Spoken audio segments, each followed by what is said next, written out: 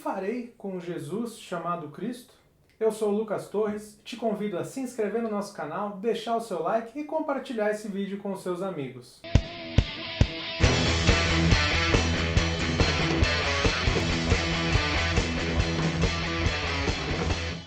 O que fazer com Jesus chamado Cristo? Essa é a pergunta que Pôncio Pilatos faz durante o julgamento de Jesus para a multidão que estava furiosa do lado de fora. E essa é uma pergunta que todos nós devemos responder. O que fazer com Jesus?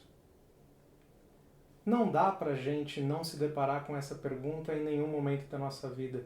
Em algum momento das nossas vidas, nós teremos que responder essa pergunta. O que fazer com Jesus? Jesus cumpriu as profecias do Antigo Testamento, realizou diversos milagres que englobavam poder sobre a natureza, ele vai acalmar a tempestade, ele vai realizar multiplicação de matéria, de pães e de peixes, ele vai realizar curas, das mais simples às mais complicadas, ele vai ressuscitar mortos. A Bíblia vai dizer que Lázaro já estava morto há 4 dias quando Jesus o ressuscita. E por fim ele vence a própria morte. Jesus também disse coisas sobre ele mesmo que ninguém poderia dizer. A gente tem que decidir, seria Jesus realmente Deus vivendo aqui na Terra entre nós, sendo 100% Deus e 100% homem? Ou seria algum lunático, seria alguém que estava maluco da cabeça, falando coisa nada com nada? Mas será que alguém que fosse lunático, que realmente estivesse sofrendo ali de algum problema psicológico, poderia dizer as coisas que ele disse, os ensinamentos que ele deixou pra gente e realizar os milagres que ele realizou? E se de repente você é alguém mais cético, alguém que olha para tudo isso e fala, será que isso aconteceu mesmo? Será que isso daí não é algo inventado? Será que isso não é uma fábula? Que documentos históricos existem para a gente poder acreditar nisso? Existe um livro muito interessante que vai tratar sobre isso. O nome desse livro é Em Defesa de Cristo, que foi escrito por um cara chamado Lee Strobel. Esse cara era um jornalista que a mulher dele se converte, ele fica extremamente cético, e aí o que ele faz? Ele decide encontrar maneiras de provar que Jesus não existiu. E para que ele pudesse fazer isso, o que ele faz?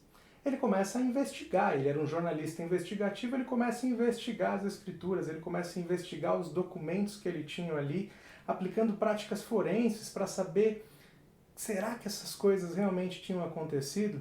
E o resultado que ele chega é impressionante. Uma das formas de se investigar documentos antigos e atestar sua veracidade é verificar quantas cópias existem, qual que é a qualidade dessas cópias, o estado delas, se elas estão bem preservadas ou não, e quão próximas elas estão dos escritos originais. Um dos maiores historiadores do mundo antigo, que é chamado Flávio Joséfo, tem apenas 9 cópias dos seus escritos originais.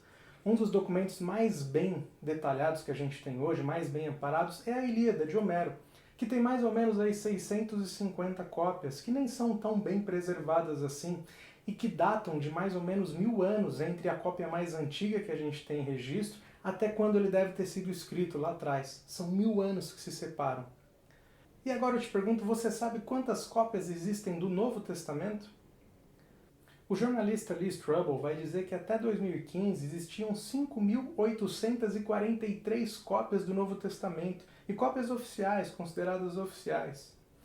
A maioria delas em um excelente estado de preservação e algumas com poucas dezenas de anos entre a cópia mais antiga e onde os fatos efetivamente foram escritos.